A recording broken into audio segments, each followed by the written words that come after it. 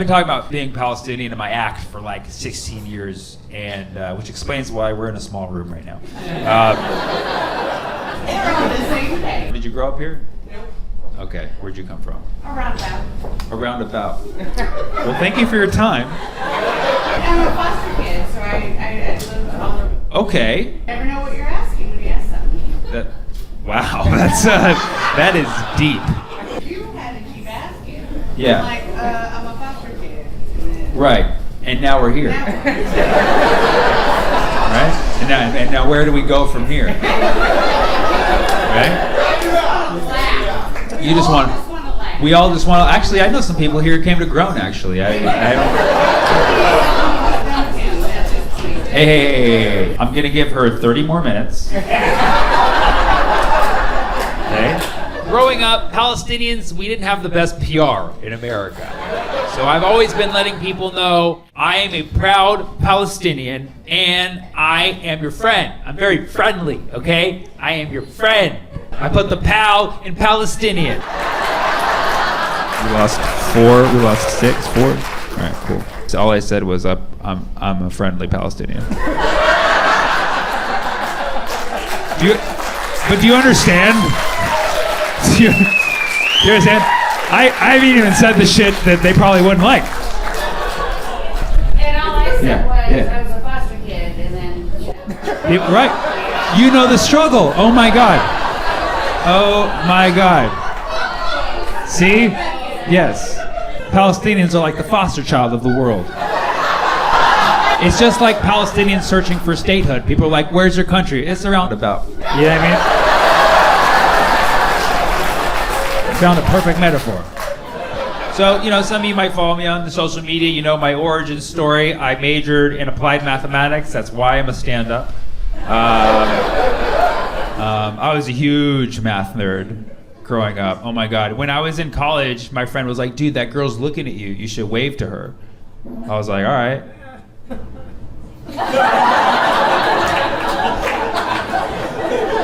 He's like, what are you doing? It's the sign, bro. I'm giving her the sign. It's a sine wave. Yeah, she wasn't on my frequency either. Right, some of you like that. Some of you don't appreciate the amplitude of that joke. I love math, but America's dumb as fuck.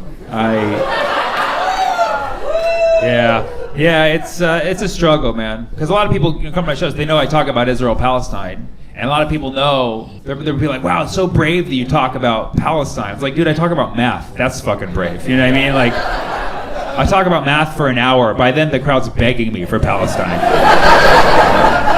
I choose all my topics myself. And I know they're not the most popular topics. I know nobody who's coming here tonight, like, I hope he does a joke about sine waves. Okay? I'm aware of this. Yeah. You were hoping for you love the sign? That was like the highlight of your night? Okay. She co-signed. Thank you. That's the encouragement I need.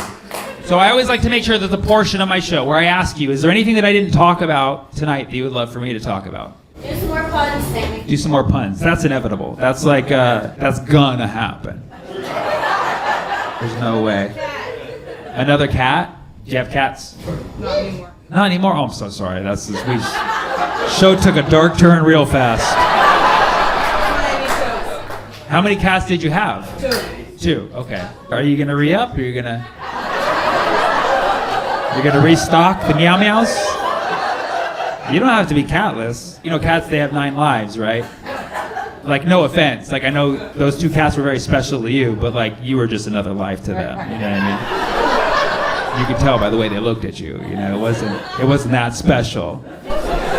So you deserve more cats. You know, don't hold back. I would say, get you a kitty 2024. Get you one in 2024. Wait a year. Let it be cute for a year. Get a 2025 kitty too. You deserve 2 cats. I'm not kidding.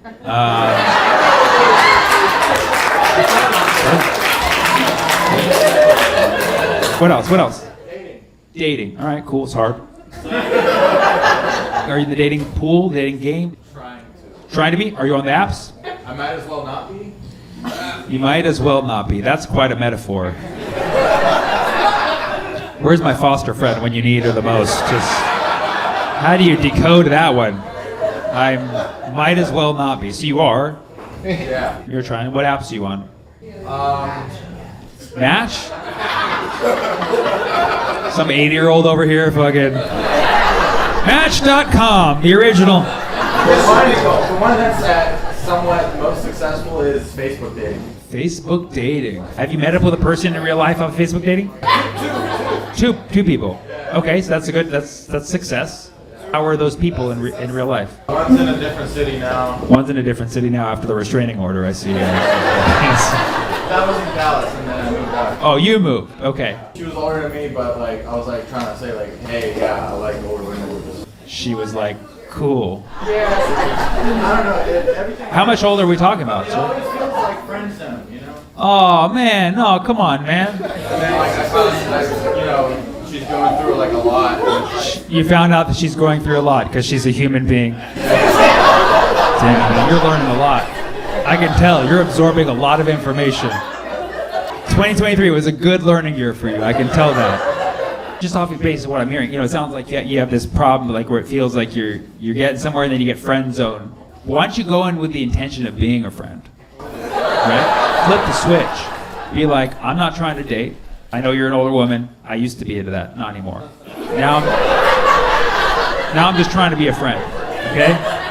I'll give you my number if you want it. I'm totally fine with communicating over email.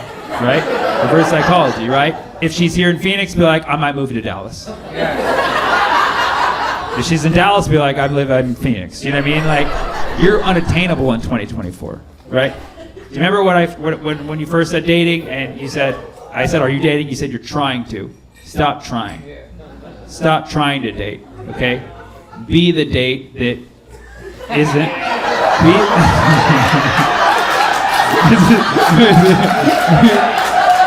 Be the snack. Yes, be the snack. Yes. Be the snack. Be the snack, the main course, the dessert, the appetizer, but the expensive dish. You missed a lot. Be unreachable, okay? In 2024, your goal is to stay single, okay? I dare you to stay single. You're gonna be knee deep in it by 3 weeks. You're like, fuck, how do I stay single? I just the whole retirement center, you know what I mean?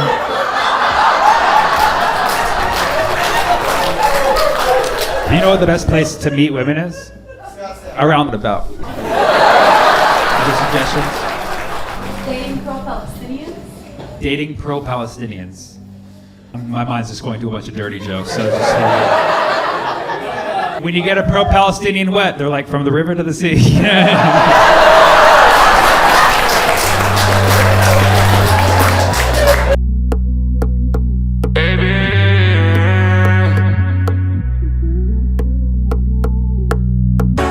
Big step talk, I can never sleep. If you want us to listen, boy, you better speak. Holy land talk, that's another league. Holy man walk, that's forever green. We also got this city challenge coin. If you take it to Tahamas, you can get 10% off. Yeah! Did you hear me? I mentioned you in the beginning of the show? I was told, yeah. Oh, yeah, of course. He's out doing things. Yeah. I have the honor of bringing on stage right now is someone you all know, you all love. It's the mayor of Dearborn. Everybody give it up for Mayor Hamoud. Where are we? Oh, there he is. There he is. Thank you so much. Good evening. What did you guys think of the show? You know, I have the distinct honor of serving as the mayor of the greatest city in the whole country, the city of Dearborn, Michigan.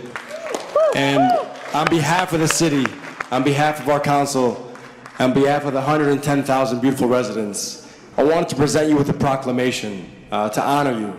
And honestly, as somebody who follows your work, I want you to know that you inspire more than just average, you know, the regular, everyday individual, but you inspire individuals such as myself to be prouder, to be louder, to ensure that we speak truth to justice no matter what we're facing. And we're thankful that you use your art form to build the bridge, to build connections, and to hopefully end the ignorance that's rampant all across the globe. So thank you.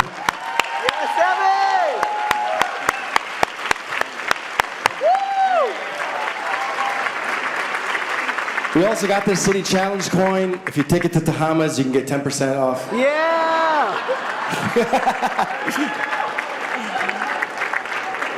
Sammy! Sammy! Sammy! One more round of applause. One more hand for your amazing mayor, Abdullah Hammoud. Wow. Wow. Honestly, don't even know what a proclamation does, but I feel so proclaimed right now. I feel so proclaimed. I'll just read kind of quickly, really, just, well, this is all about me. It's like, whereas Sammy Obeid, a Lebanese, Palestinian, Syrian, Italian, American comedian, born in Oakland, California, has built an illustrious career. Oh, that's so sweet. And then it ends with basically saying, now therefore I, Abdullah Hammoud, Mayor of the City of Dearborn, by virtue and the authority vested in me, do hereby proclaim July 10th, 2025, that's today, in honor of Sammy Obeid on the evening of his performance at the Ford Community Performing Arts Center in Dearborn, and encourage all residents to join in celebrating his remarkable talent and contribution to the art of comedy. Wow. Wow. Wow. Encouraging all residents to join in. That's like an after party? Is that an after party? And then he's like, and then 10% off at this. That's so. Yeah, is that what it is? Oh, amazing. Oh, okay. Well, already, don't tear it down right in front of me. Let me enjoy my 10% off. In witness whereof I have hereunto set my hand and caused the seal of the city of Dearborn to be affixed on this 10th day of July, 2025. That is so official, dude. That is so official. That is so cool. And honestly, guys, sandwiches on me later. Sandwiches on me. I'm gonna get us all a sandwich. It's so cool. It's closed. Well, thanks for ruining it. Wow. So you guys have a pretty decent Somali population here in Minnesota, right? Probably the biggest of the nation. And you might even have a Somali mayor. Might even happen. I hope you do. It's going to piss a lot of people off. I really hope you do. What's that? You're here? Get the fuck! Come on, dude! Come on! Come on! Come on! Dude! Dude! Dude! Wow! Look at this! Look at this!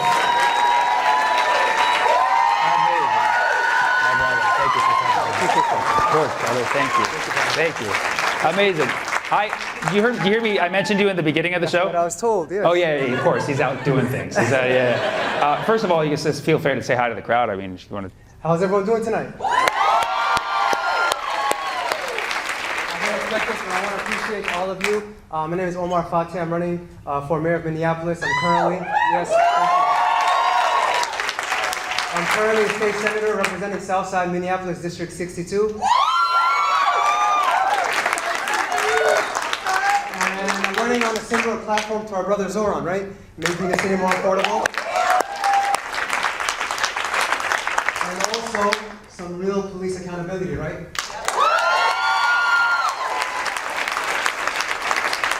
This is Sammy's night. I'm not going to take too much time, but I'll say one last thing. Tomorrow is the DFL convention. The Democratic Party will be endorsing one candidate. And we don't know, it might be us tomorrow, right? Yeah! So come up and target center if you can come watch. I'd love to have your support. Please follow along at fatehformayor.com. The team is back there as well, and I want to say thank you to Sammy. Give it up for Sammy as well. Thank you so much. Thank you.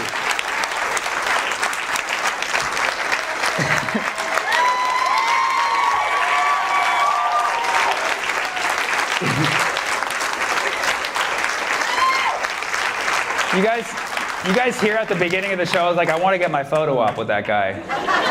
And then boom, shows up mid-show. Manifestation. It's all about manifestation. And I'll tell you what, Omar, even if you don't get the Democratic endorsement, you keep going, bro. You keep going. You keep going.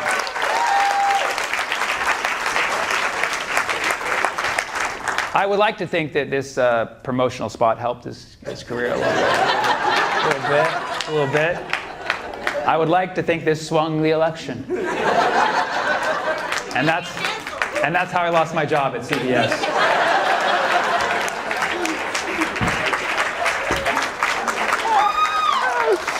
What a night.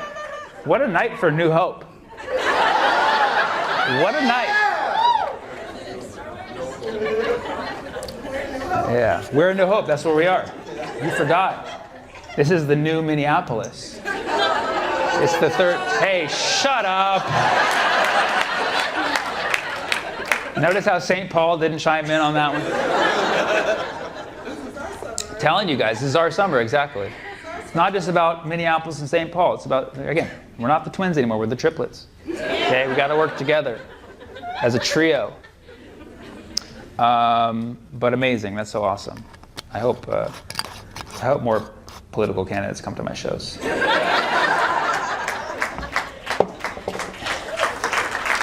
I do. I do.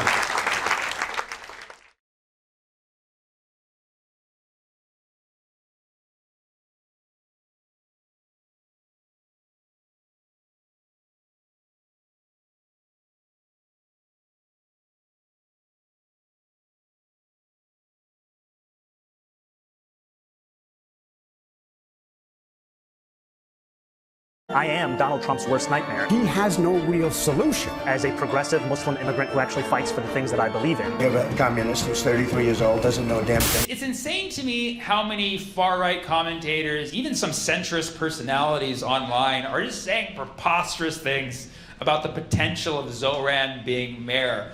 Like there's people out there saying, once Zoran's mayor, he's gonna bring Sharia law to New York City, which is hilarious. And aside just from being obviously racist, Islamophobic, and just ridiculous, people are like arguing back logically, like, no. No, he's not. I don't think he is. No. Like, you mother. Not only would that be unconstitutional and nobody's gonna like vote for that, it's just so insulting to just go straight there. You know what I mean? So what I'm saying is, when somebody says Zoran's gonna bring Sharia law to New York City, you should not be saying, no, okay? When somebody says Zoran's gonna bring Sharia law to New York City, the proper response is Sharia law even that bad?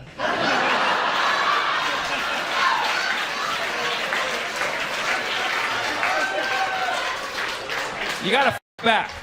You gotta f back. Now, I'm not here tonight to pitch Sharia law to you, okay? I know my face gives you the impression that I might want to, okay? But the thing about Sharia law, I will say, a lot of people don't really know much about it. I even had to do research for this joke.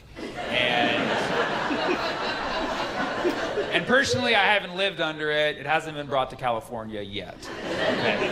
It will be one day, but inshallah.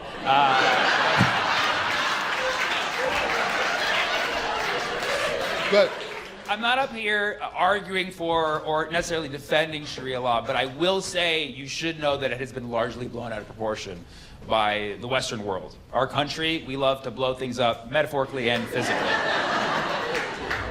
So when you actually Google Sharia law, which I did, you can look at the Wikipedia page for Sharia law. And I kid you not, the synopsis of Wikipedia's take on Sharia law is basically like, bro, Sharia law is not even that bad. That's basically what they're saying for like a whole, this is Wikipedia.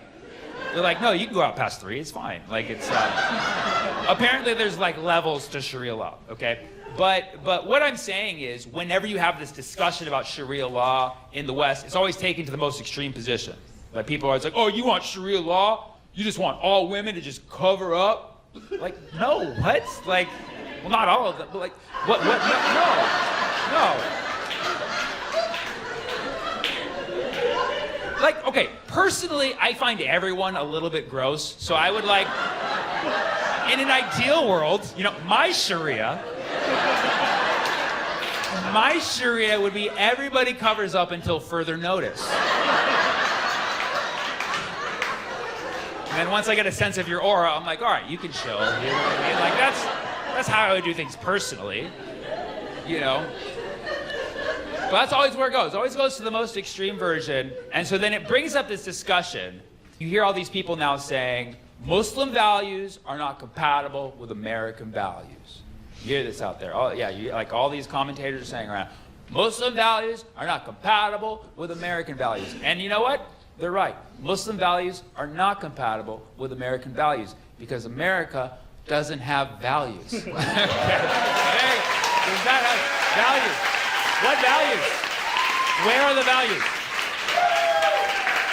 What values do we have aside from the value meal? A lot of people in America have values, absolutely, but are there any shared values in this country anymore? No, we disagree on literally everything. You could say the one value that we have is freedom, but like, do we? You know what I mean? Like, do we even have freedom? And then if freedom allegedly is our value, freedom is independence from values.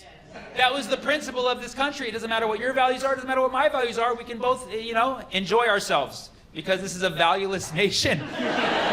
It's because there's this implicit connection. They're like, well, America, we have Christian values. It's like, do we?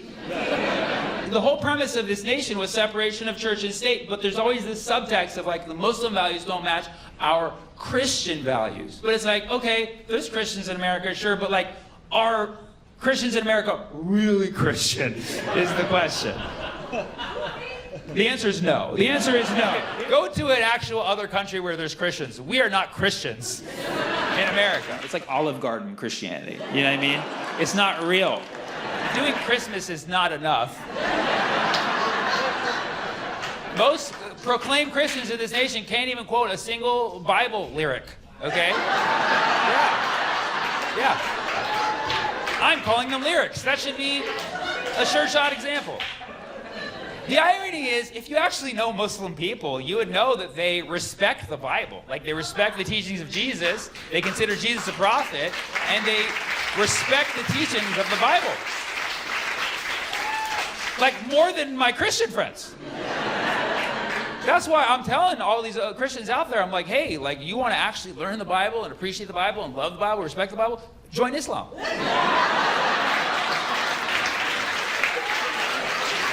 Try it. Just try it.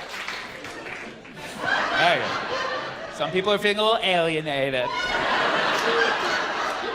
But this is how America was founded. You have to be real with it. You have to be honest about it because this conversation keeps coming up. People saying that Muslim values are not compatible with American values.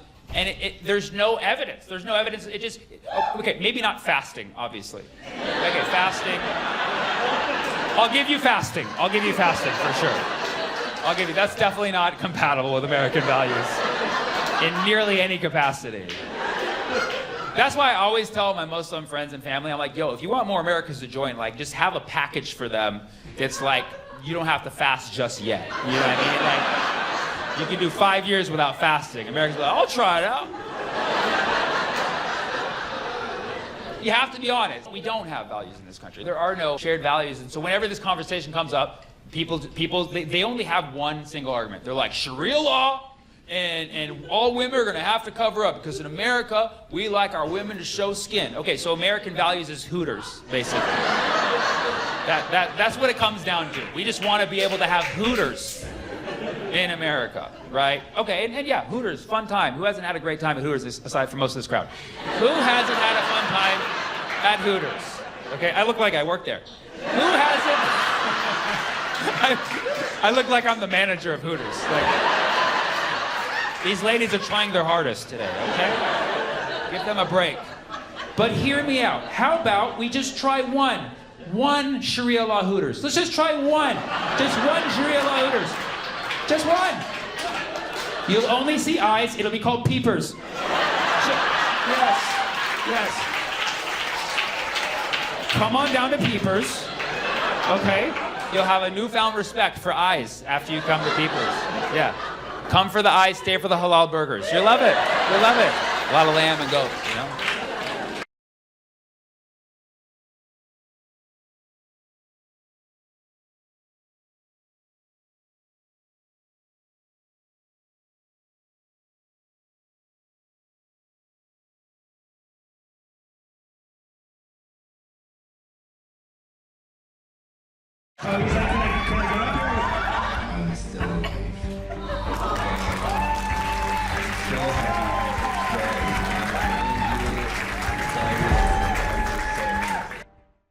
what's the other one part?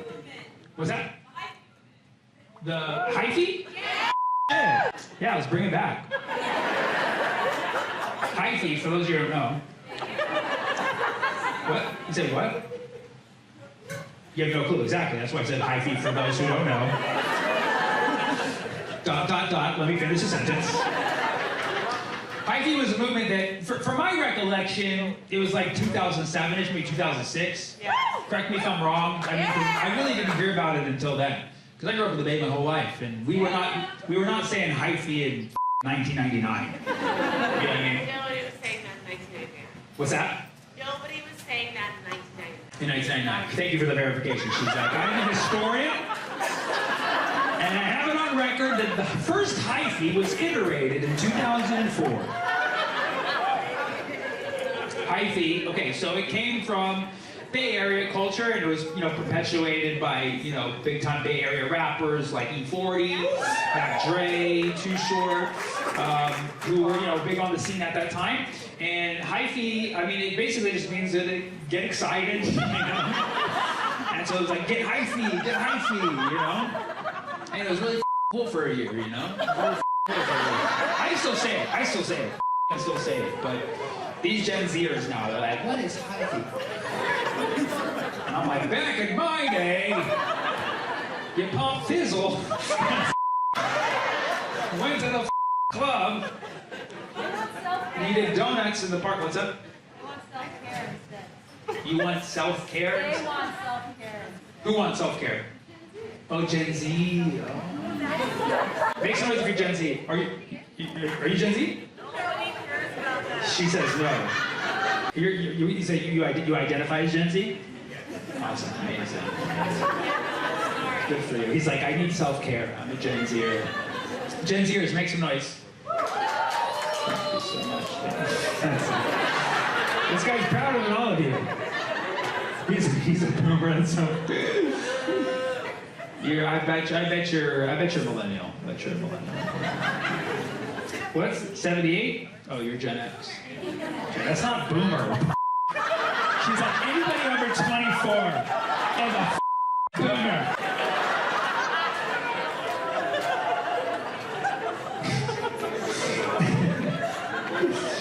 All right. Okay. So you're Gen X. You guys are Gen Z. We got some Gen Zers here. Gen Zers, do you agree that you truly believe in the importance of self-care? Gen Z, make some noise if you feel like you could use some more self-care. Why is this guy stealing your thunder right now? Gen Z, okay? This is why you're clearly not Gen Z. Because you're actually happy, all right? Gen Zers are here. I'm making the show about them. They're like, self-care. And this Gen Xer comes in and is like, yeah! You showing me your ID? Why are you showing me your ID? California, is that a country in Africa or something? Okay, hold on. Name is Muhammad, okay. It says Muhammad.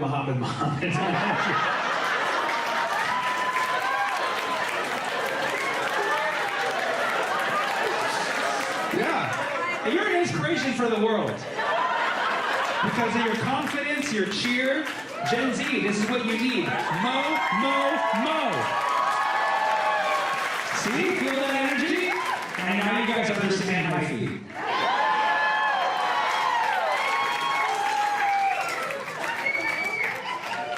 Okay. Thank you, Muhammad. Muhammad. Thank you, Mr. Muhammad. All right, give me like 2 more things and we'll wrap this up. Therapy. Let's do it. And then what? Huh? Oh, my dating life.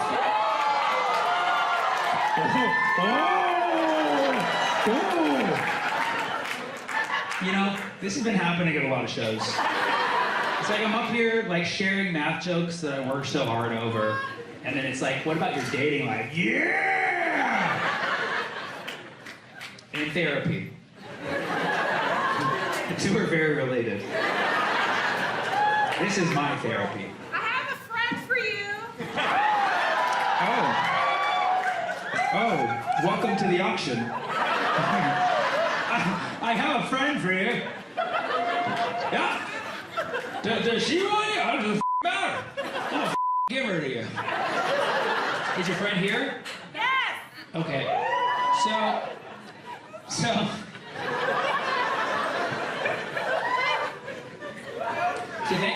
thank you.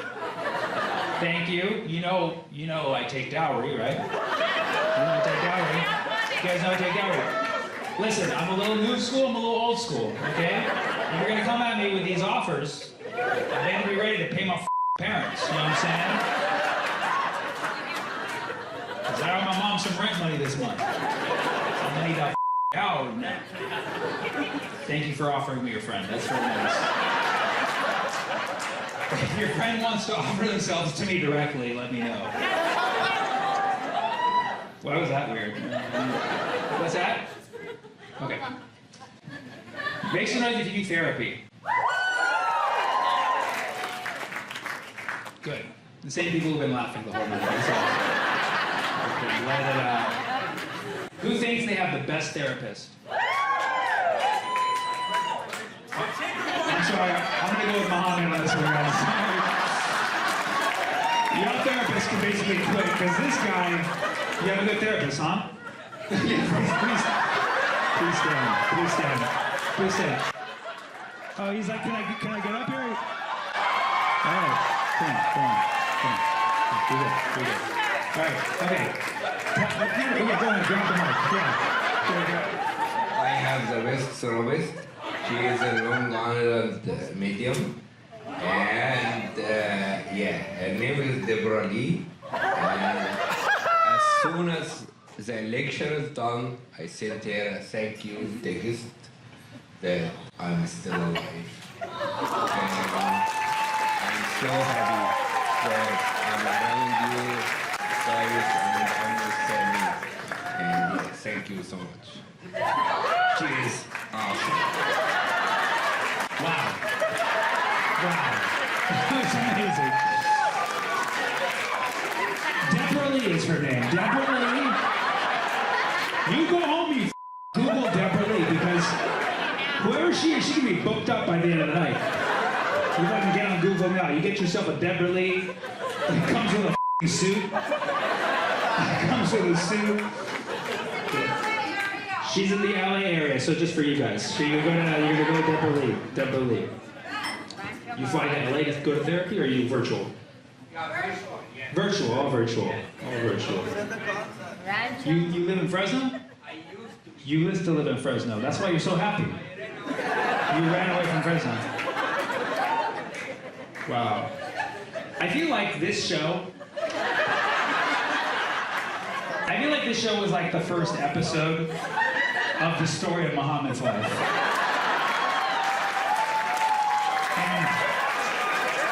And from a marketing standpoint, the best thing I can do is be like, come back next time to find out why Muhammad left Fresno.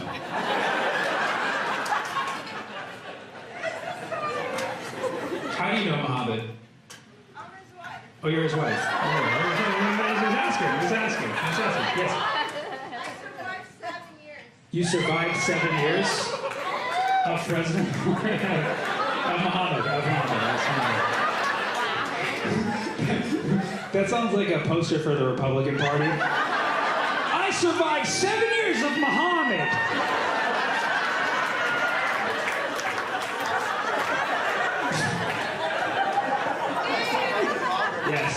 Yes. Tonight is your first time seeing me, and your first time leaving your 4-year-old daughter with a babysitter. Glad it was a babysitter. I was going to say it's first time abandoning my child. Yeah. And it's almost 10 p.m. and I need to get off the stage. Is that where this is going? Oh, you have a life. You have a life. She's like, I have a life. Oh my God. Both of them. Do you have a therapist you recommend too, or? Amazing. All right. Well, look at this. And you say your husband, he makes you happy? Of course. Yeah, you're very happy. See? So the moral of the story, America, what you need to be happy, Muhammad, Muhammad, Muhammad, okay? That's what you need. Look at heels. San Francisco, I'll see you next time. Take care, drive safe, stay in therapy, love you guys. Thank you.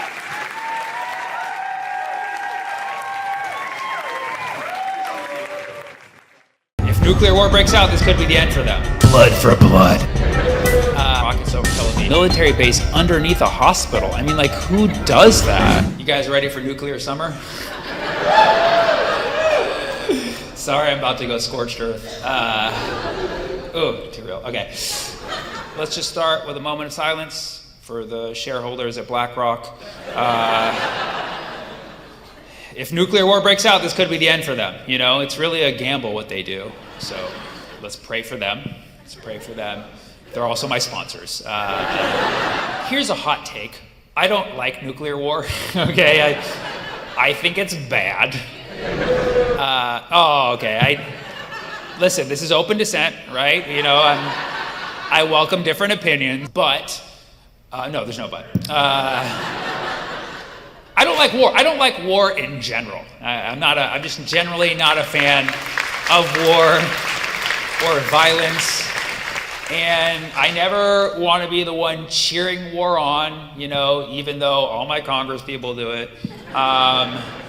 So I'm letting you know that I'm fighting a war within. I'm trying to find the restraint from those little tingles of joy of watching rockets over Tel Aviv. I'm trying to find the little restraint because I know I don't want to have these feelings of like wishing any kind of violence or, you know, destruction on any people. So I urge everybody to practice having empathy for people who you may not like. And Tel Aviv was bombed this weekend, and 37 raves had to be canceled. You know, thousands of people with dual citizenship had to go to their other country of origin. And I don't know if you know about the Israeli government, but they put their people in danger. Apparently, they built a military base underneath a hospital. I mean, like, who does that? Right? Like, this whole time in Gaza, Israel would just bomb things, be like, Hamas is there, Hamas is under the hospital, Hamas is under the school, Hamas is under that child right there. Like, they would do literally all of that. And it turns out every accusation is a confession. It's reported that there's a military base under one of their giant hospitals in Tel Aviv. Is Israel Hamas? Oh my God. My mind is blown. That's not a good metaphor to use right now. But by the way, if you also get upset that I'm making jokes about Tel Aviv getting bombed, just remember, that's where my grandma's from. My grandma's from Jaffa, which is now called Tel Aviv. And so how do you think I feel watching rockets being, you know, blown into my hometown that I can't visit? How do you think I feel? You know, I think really what we learned in the last few days was that turns out Netanyahu was right. This whole time, he was like, Iran's gonna bomb us. And look at what's happening. Look at, you can't argue with that. Netanyahu was right. He's like, Iran's gonna bomb us. And we're like, no, what are you talking about? He's like, Iran's gonna bomb us. We're like, no, come on. He's like, Iran's gonna bomb us.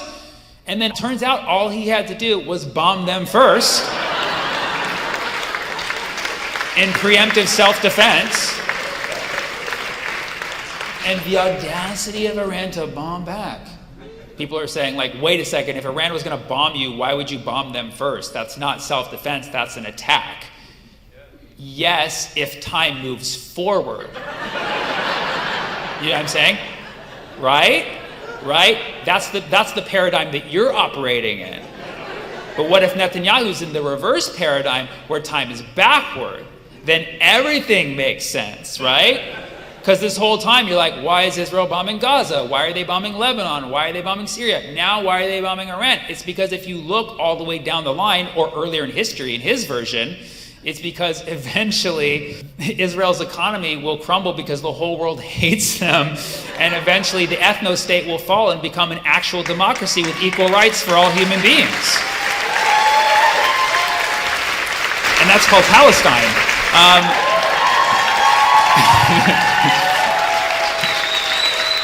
That's not a threat. I'm saying that's what happened in the past, in Netanyahu's mind. Okay, time in reverse. Israel attacked Iran on, why am I saying Iran? I'm talking like a politician, right? Israel attacked Iran last Thursday. Don't laugh during that part. Now it's like, these evil people. Why were they laughing? People accuse me of editing in laughter. But what they don't know is that I'm telling the audience when to laugh. So let's do that part again. Iran! So, they're like, how is the audience laughing at a time like this? Fucking asshole. So, Israel attacked Iran last Thursday, and they called it Operation Rising Lion. I think a better name would be Operation Aggressive Pussy. But Rising Lion, Operation Rising Lion, that's what Scar called it when he killed Mufasa in The Lion King. And you're like, no, Sammy, he pushed Mufasa off a cliff. That was Falling Lion. Okay, technicality. So Israel launched this preemptive attack on Iran. And now you have all these American politicians like, I stand with Israel. Like, well, not too close, buddy. Of course, Israel kindly offered us an invitation to join in the war against Iran. It was very nice of them. But of course, the United States declined because we're too busy having our hands tied with orchestrating the whole war in the first place. Yeah. Yeah, if you want proof, this is a real thing. I saw it on the internet. The night that Israel attacked Iran, there was a spike in pizza sales right next to the Pentagon. Yeah, and apparently there's an app that tracks that, and they've measured that happens every time some giant military operation happens that the United States claims not to be involved with. But apparently the Pentagon staff is pulling all-nighters and ordering from every pizza spot imaginable. Which kind of makes sense, right? Because the US government just wants a pizza of the Middle East. You know what I mean?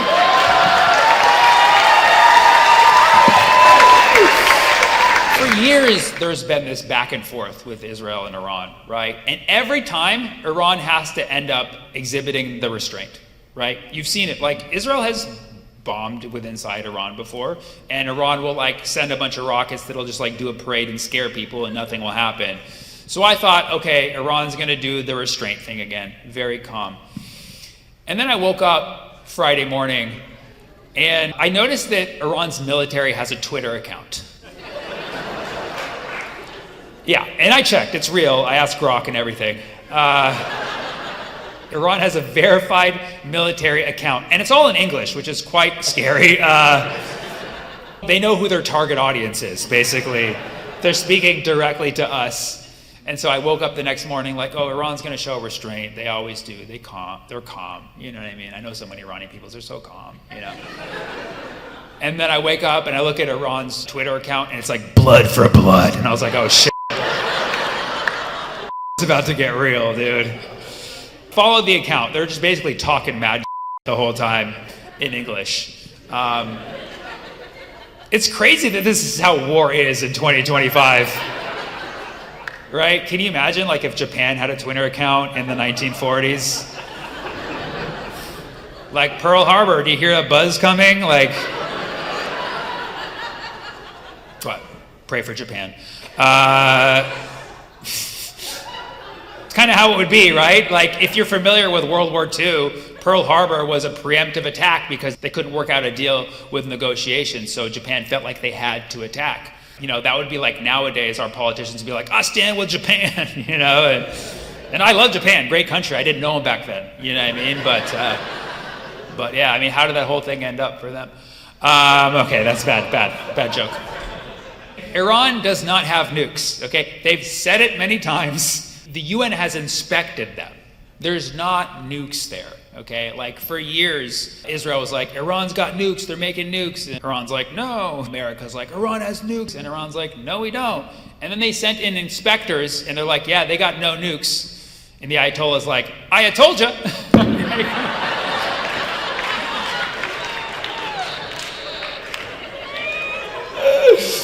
See, everything's got to have a punchline, right?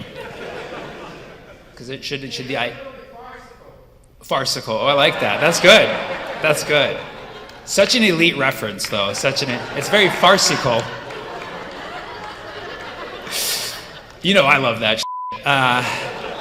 So Iran, they have a nuclear program, but there's literally no evidence of nukes. I don't know. I mean, I guess we could give the benefit of the doubt to somebody who's claiming that there's weapons of mass destruction in a Middle Eastern country. I don't know if there's ever been any precedent of that we should pay attention to historically, but I'm just going to do clean slate in my mind. If someone says we have weapons of mass destruction, I'm going to be like, yup, let's go get them. Iran does not have nukes. They have a nuclear program where they're currently enriching uranium, okay? Uranium, which is one of the possibilities to make a nuclear bomb, but it has to be a certain level of enrichment. I might be wrong about this, but it has to be like 65% enrichment, and they're only at 63, okay? So, okay, they're close, okay, but they're not fully enriched. You know what I'm saying? The irony here is that uranium is an element on the periodic table, and its periodic letter, what do you call it? Its letter? Periodic. Its periodic symbol? That's so dumb. And its periodic symbol is just you, right? Which makes sense. It's typical Israel, always making it about you. Whatever. But we're talking about potential nuclear weapons, okay? Now, why are they called nuclear? Okay, because nuclear refers to the nucleus of an atom. And to make a nuclear explosion, you either have to have nuclear fission or nuclear fusion, meaning you either have to break up a nucleus or you have to merge two nuclei together. And I think this is actually a metaphor for the nuclear family.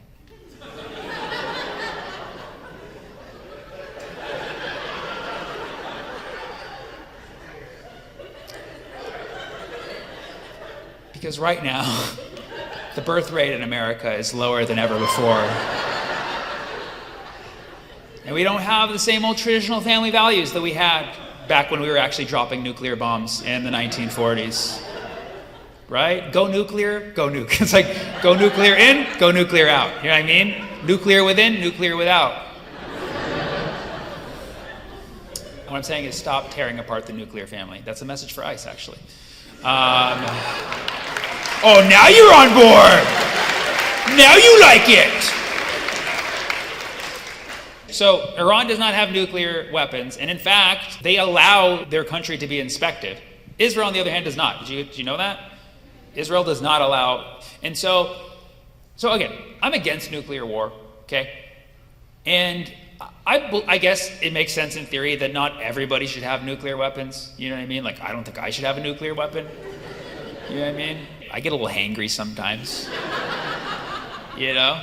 So I get it. Not everybody should have a nuclear weapon. And then you're like, well, Sammy, then we need somebody to decide who gets a nuclear weapon and who doesn't. I'm like, okay, logistically that makes sense. Well, then who should it be? The country that bombs the most other countries in the world? No, it should be like Switzerland or something. You know what I mean? Like, it should be like Hawaii, you know? Like, I think Hawaii should decide who gets bombed and who doesn't. Right? Mahalo. And we know at the end of the day that, like, this whole conquest of the Middle East goes beyond one country or one government or one political party. It goes deeper into the Western world's economic imperialism of the world. You know what I'm saying? And yeah, it's not just about the Middle East. You see it You know, you see it in Asia, you see it in Ukraine, like you see it in all these other places in the world, and in this particular instance, we're fixated, or we claim to be, caring about uranium. The irony here is that when uranium is oxidized, it actually appears as a black rock.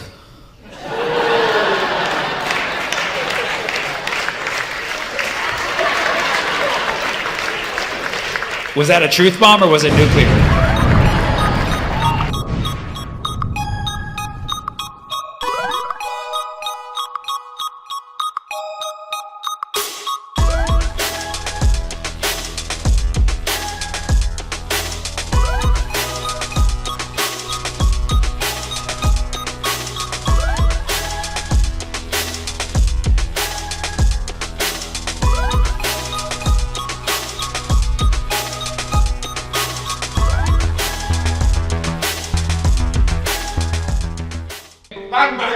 Oh, no. Put the gun down. Your fist came for its own agenda, I'll tell you that much. Make sure you get him on the camera. This is going to be good content. That technically makes me part of the neurodivergent community. Any neurodivergent people here? Okay, awesome. Hell yeah. And it's awesome that we thought there's like finally a term for us. Neurodivergent just means our brains are different. And it's really awesome that we get representation now. Like in my government, like a lot of neurodivergent people, you know, like President Elon's on the spectrum, you know what I mean? You know, Trump's got something going on with him. I don't know what that is. And then we have RFK Jr. He's got brainworms. He's in charge of our health.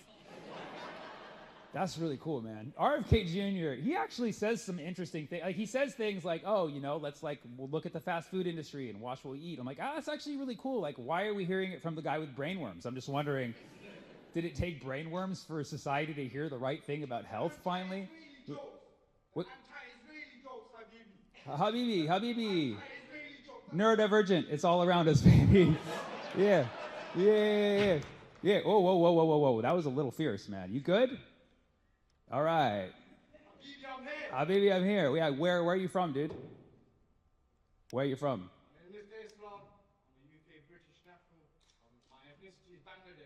Okay. Bang, bang. All right. Yeah, if you do one more bang, bang, you out, motherfucker. I'll tell you that much, dude. Don't be doing that bang, bang, boy. Don't be doing that bang, bang. No. You don't be doing no bang, bang in public space like that, brother. I don't give a shit. You're the motherfucker that all the racist-ass Brits are like, they're taking over. You better stop that shit, bro. You need to cool it with that shit. Right?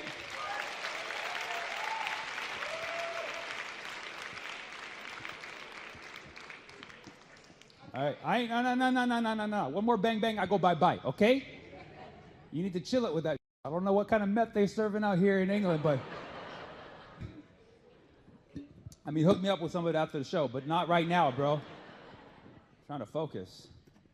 I was doing a joke about RFK. Don't fuck it up, dude. And I was asking my friend why my friend hates RFK Jr., and he was like, well, he's very hard to listen to. He sounds like a didgeridoo. And I was like, that's fucked up, also accurate. It sucks with RFK because if you only knew the basics about the Kennedy family and you watched RFK Jr., you'd be like, oh, he was the one who got shot in the head. You know what I mean? So, right? Bang, bang, motherfucker, right? Come on now, come on! Bang, bang. Yep, let me finish the jokes. All right. I grew up in a predominantly South Asian city, Fremont, California. People know us around the world, okay? And I was basically raised by South Asian people. I was like the Jungle Book, but for South Asian people, they raised me like Mowgli. And me and a bunch of my South Asian friends, we're actually doing big things. We're opening up a South Asian restaurant in Fremont, California. And it's, we serve very small portions, okay? But they're all laced with CBD, okay? It's called Micro Dosa. And thank you. South Asian people, that was for you, okay? Yeah, so I studied mathematics. That's why I do stand-up comedy now. Does anybody here like math, just so I know? Okay, that's a pretty good portion. So people who like math do come to my shows to see math jokes, but I can't do too many because other people will leave. So, so I have to cap it at like 3 math jokes per show. But if you're nice, I do 3.14. That's a generosity, okay? So I decided I have to do math jokes for my math fans, but I can't do too many. So I decided this year I'm just going to do like very high level math jokes to satisfy that group of people, and then we can move on very quickly. So this year I'm doing only calculus jokes. Only calculus jokes. Any fans of calculus here? Okay. The pool is getting smaller. It's a smaller set within a set, okay? So, yeah, if you don't do calculus already, I highly recommend that you integrate it into your life immediately. Okay, you can differentiate between who's laughing and who's not. Okay, going off on a tangent here, but the point is, I love calculus. There's no limit to that, okay? All right. Oh, I found your limit. All right, listen.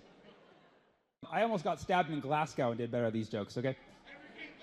Oh, no, please. That's right. Your fist came for its own agenda, I'll tell you that much. I think some of them have a shred of the sentiment that you have, but the vigor, they lack it.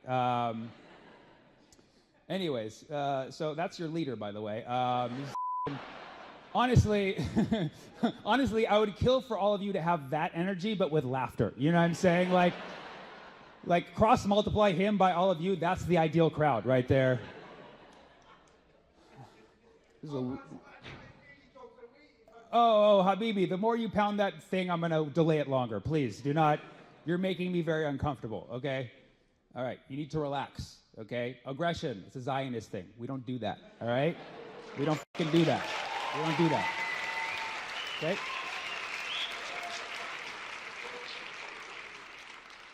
Now, if you followed me last year, you would know that I was talking exclusively about Palestine.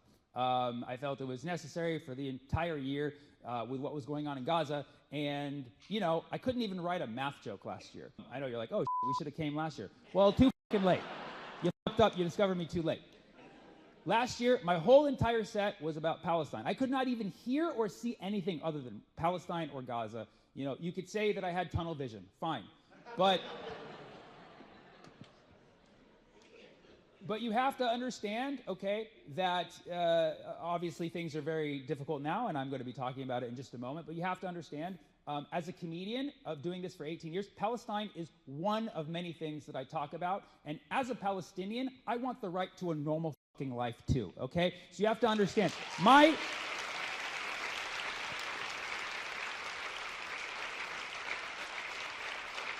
It's enough that Israel has occupied actual Palestine. They don't need to be occupying my mind. However, I will be speaking the truth at every event that I do, and I will be speaking about Palestine until Palestine is free. Okay? That's period. All right? Talking about Israel-Palestine in Great Britain is a little tough because I know it's a very divisive issue here. So I'm just letting you know my intention is to solve everything. I see myself as a private detective, and I'm getting really close. Basically, I realized this whole situation, Israel-Palestine, it turns out to be a whole mix-up. Somebody back in the day, I guess, promised the Palestinian land to an entire other group of people. And once I find out which country did that, that joke is sponsored by Lord Balfour. All right. So if you have any leads on that, just let me know. Or if you're from Leeds, let me know. I wrote that joke in 1917. It's more of a declaration, actually. What time is it? Someone tell me what time it is. 9:45? Okay, listen. Listen, my friend. Is that the only sentence you know? Oh, no. Put the gun down. Put the gun down, dude. Put the gun down. Make sure you get him on the camera. This is going to be good content. Good content. Not good for our cause, though, brother, but good content. Listen, I only have about 2 hours left, but I'll do this. Is there anything that I haven't talked about tonight that you guys would like for me to talk about? Not you. Yeah. What's that? More math? Oh, I can do that. I'll, relax, you. Whoa. We're about to have Brexit Part 2. Jeez. People are about to Brexit this room. So what I'll do is I'll do the math joke last so people don't leave. But I'll get you a nice solid math. I'll get you a nice high-level math. Yeah, oh, you listen. That's good. Look at that. I underestimated you, sir.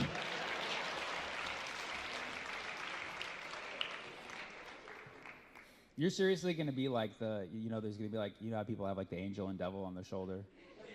When I'm doing like an important gig, and like one of me is like, follow the rules, do the cat jokes, and then you're on the other shoulder, do the anti-Israeli jokes!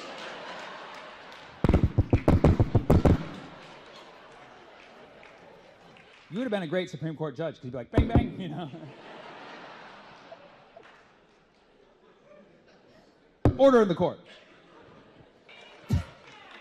You want a cat joke? Okay. My cat, unfortunately, is homophobic. I found out recently, because we get close. He comes, sits on my lap, I pet him, it's very intimate. And then when I go in for the kiss, he's like, nah, bro, that's gay. Every single time. Whenever I do kids' parties, I tell cat jokes. Like, how does a cat like his steak cooked? Rare.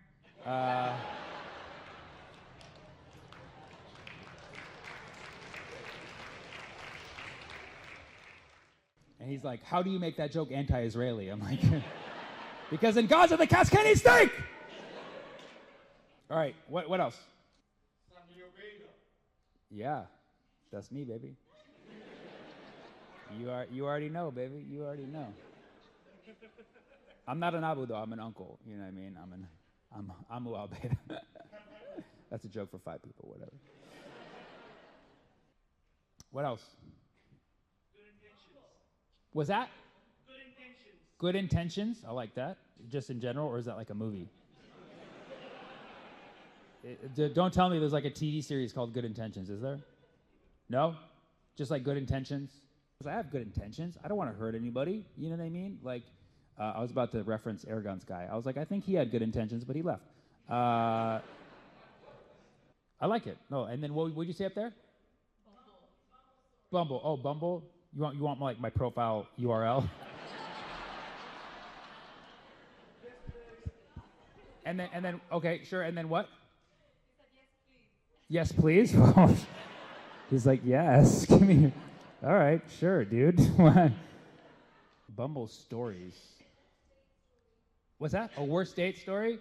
Last year I had to break up with a girl because she was seeing someone else. And she started seeing this guy who turned out to be her cousin. That was really cool. But that was very embarrassing because people would be like, why'd you guys break up? I was like, she had to get in touch with her family. What else?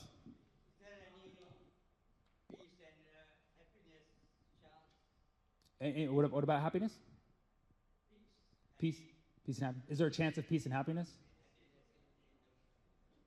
In the world? Wow. I'm so honored. May I ask where you're from, sir? You're from London. Born and raised? Okay, Africa. Sorry, I'm just trying to filter out the immigrants here. That's all, sir. What part of Africa are you from? What part of Africa are you from? Tanzania. Okay. Well, I felt the wisdom on you. I could feel you're like a wise person. So I just want to say it's an honor to feel a wise person who's probably lived a very interesting life to ask me, is there a chance of peace and happiness in the world? Asking a f***ing clown if there's a chance of peace and happiness. What an honor. What an honor. And you know what, sir? I'm glad you asked me because I think there is a chance of peace and happiness. I think there is a chance of peace. I really do. I really do. Sometimes you have to create it yourself. How do you expect peace to break out in the world if you can't create it within your own household? So I create peace in my household by not talking to people. Okay? And I create happiness by doing things I enjoy, like going for long walks by myself. So yes, I absolutely believe I believe there's 100% chance of happiness and peace. And I believe that it's already happening right now inside. If you just create it within yourself, it will spread. Okay? So that's all I'm trying to do, is create happiness and peace and hope that it spreads. What ways can you do to bring up peace and happiness aside from the ones that I just gave? Okay, listen. In other words, your answer was Well, I'll tell you what. You know, obviously happiness, it's relative for everybody, but like if you be enjoyable to the people around you, they're going to be happy, right? Ways you can create peace is being peace. You just have to emanate peace, you know? And I do that by keeping my mouth shut. When I'm not on stage, obviously, because people get very upset when I do that when I'm on stage. But just be it. Be it. Be happy, be peace. And you create happy peace. That's it. Be it. You're doing it right now. You're doing a great job right now. You're killing it. You're killing it. You're very peaceful. You're a very peaceful person. And you're making me happy.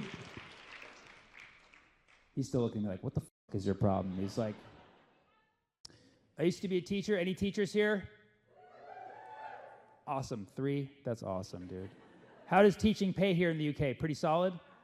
Yeah. Awesome. Cool. I think that's a global thing around the world. The people who teach our kids to be better people, don't pay them much.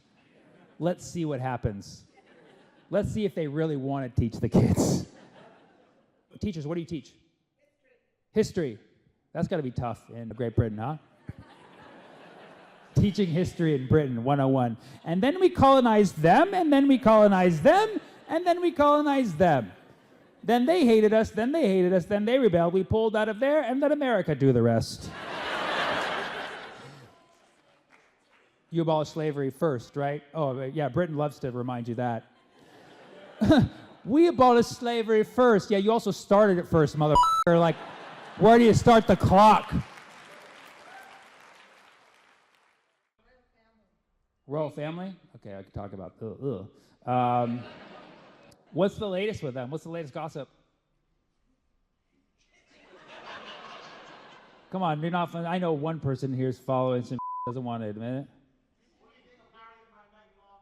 What do I think of Harry and Meghan Markle?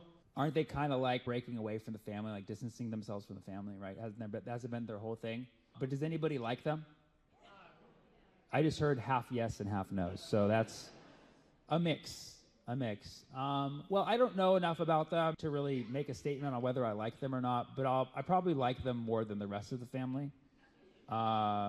Which one's the molester again? Henry? Andrew, sorry. Andrew's the molester, and then Charles is king. Kind of. What's that? Ooh, colonized. Sorry, guys. You guys are going through it. I was doing shows yesterday and asked, I'm like, what are the problems you have here in the UK? And people were like, the price of pints are very high.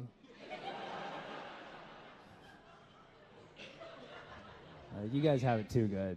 And what? Eggs too? Yeah, we're going through that too back home. We have a lot more in common. Well, you're technically our father, so. Do I like who? Hollywood films. Are there any other ones? If I can. There's Bollywood. Oh, he's back. Oh, shit. He's back. Where'd you go, man? Oh, God. Broken record, man. Broken.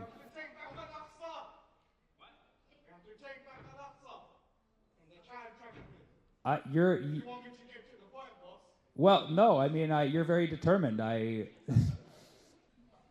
Yeah. There's not always someone shouting at my shows, actually. The 5 p.m. show is very peaceful. Okay, so that's another answer. If you want more peace, come to my 5 p.m. show.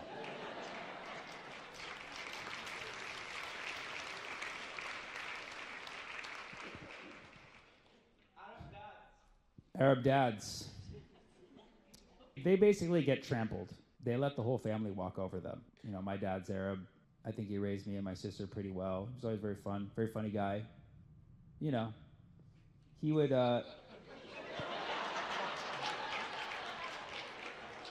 Wow, dude. Really? You're completing the mission right now? Are you serious, man? Oh, I get it. You're together. What the dude? He's like, we gotta take back Alaska. Tie with a suitcase now! You're good. You're excused, man. Don't worry. We won't look at you. So, dude. Take a bow, Sensei.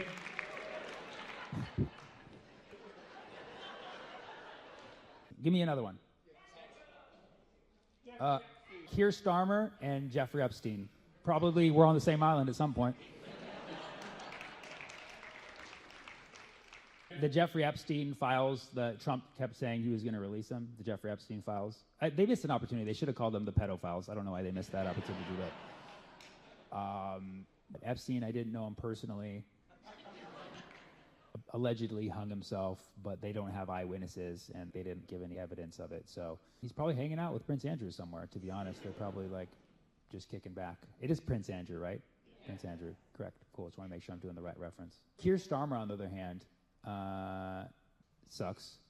I don't know anything about them, but they're part of the Labour Party, and Keir Starmer's wife, her whole family are illegal human beings. They have Israeli passports. Keir Starmer's wife is an illegal human being. okay. Keir Starmer's wife Are we? her children to child traffic. Okay. The synagogue of Satan. Oh my God! Revelation 3:9. Holy! Whoa! Fuck who, buddy? Revelation 3:9. Dude, stop the air gun thing, dude. Seriously, chill the fuck out with that, dude. But thanks for the information on Keir Starmer, because I do find it very interesting. Tommy Robinson is their dad. They have more rights than Keir Starmer. Okay. You're getting this, right? This is, oh, the camera's...